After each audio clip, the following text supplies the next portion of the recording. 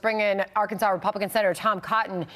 Senator, thanks for joining us. We'll get your reaction to this plea deal falling apart there in the federal courthouse in Delaware, but also the exchange in the briefing room a few moments ago where a reporter asked Karine Jean-Pierre to clarify this sort of change in messaging that we're hearing from the White House through the press secretary about whether or not, and by the way, the briefing just ended, for anybody wondering if we were going to get back in the room. No question to Jackie Heinrich, our Fox reporter who was in the room. But on the question of whether or not the president had discussions with his son, it used to be no, he's never discussed business dealings with his son, until last week when it changed to that he's never been in business with his son. She's saying nothing has changed. But either both of those statements are true or they're not. She would not say. Yeah, Sandra, I think you laid it out very well. For years, Joe Biden has said that he never discussed business dealings with his son.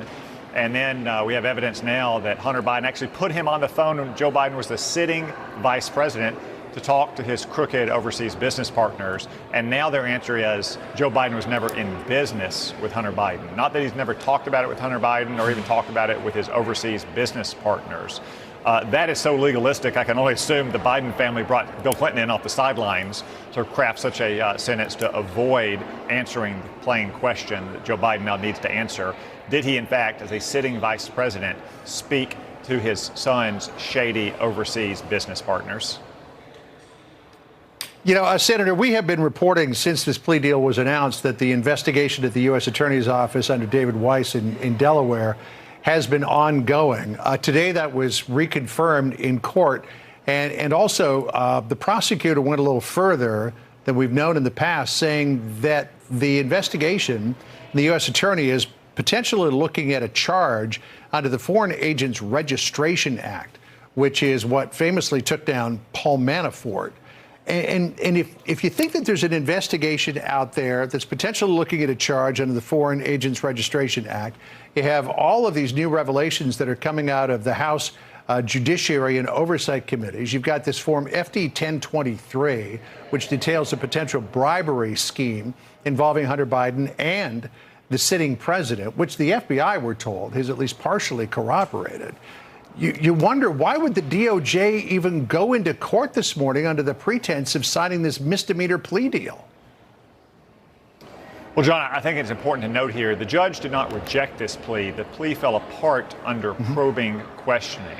And it is inconceivable that Joe Biden's Department of Justice and Hunter Biden's criminal defense lawyers did not understand exactly what they were trying to accomplish.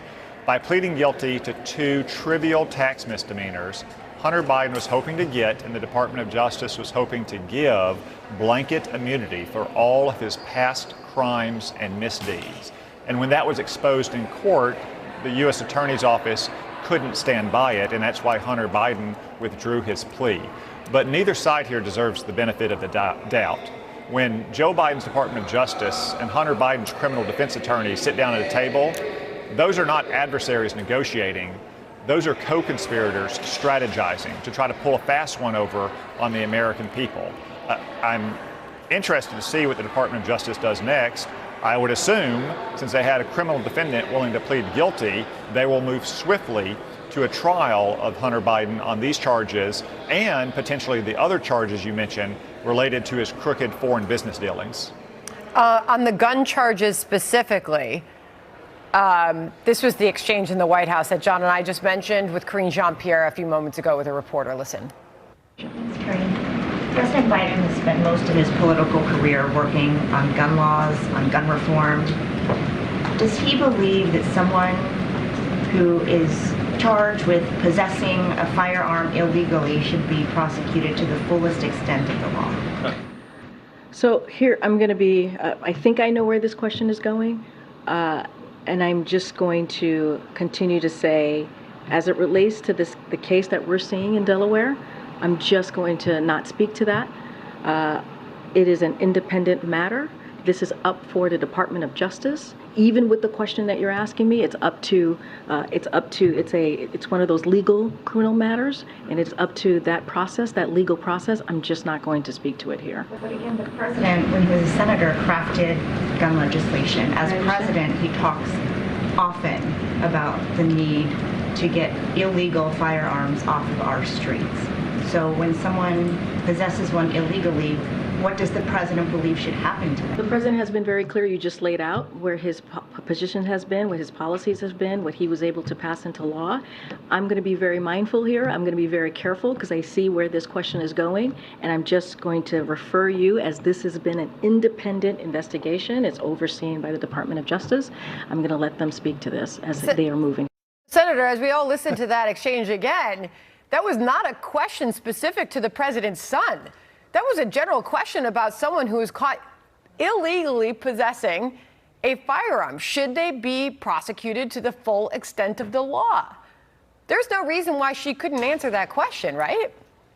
No, not at all. This is once again the White House running interference for the president personally in his son's criminal misconduct. Of course, anyone who possesses a gun illegally, in addition to having committed other crimes, should be prosecuted to the fullest extent of the law. That's what happens under Republican administrations.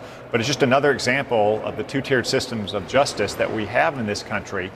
Justice for thee, but not for me. If you commit a crime as an ordinary American citizen, then you can expect to be prosecuted. But if you're one of Joe Biden's family members or associates, then the Department of Justice will look the other way, and the White House spokeswoman on taxpayer time will run interference for you. Hey, it was a valiant effort by Weijia Jiang to get her on the record on that. I mean, when you take a look at this in the overall now, Senator, we don't know if there's going to be a trial of Hunter Biden on these other charges. We don't know what's coming down the line from the U.S. Attorney's Office in Delaware. But when you take a look at the fact that this investigation is being overseen by a political appointee in a Justice Department that was laid out head to toe by someone who apparently, according to Sarah Bedford, was a very close associate of the Bidens, including a good friend of Hunter Biden, does this really scream for the need for a special prosecutor to be appointed? Well, we certainly need to get to the bottom of not just the allegations about what Hunter Biden did in his shady foreign business dealings, but also what the Department of Justice has done to protect Hunter Biden.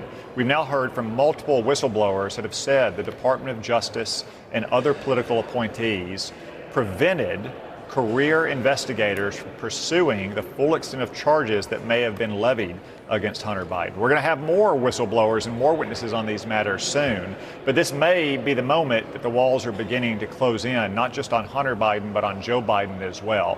When the president's son has to withdraw his plea deal, that was even more of a sweetheart plea deal than anyone imagined until it was revealed today. And at the same time, the White House won't even deny that as a sitting vice president, he was speaking to his son's shady foreign business partners.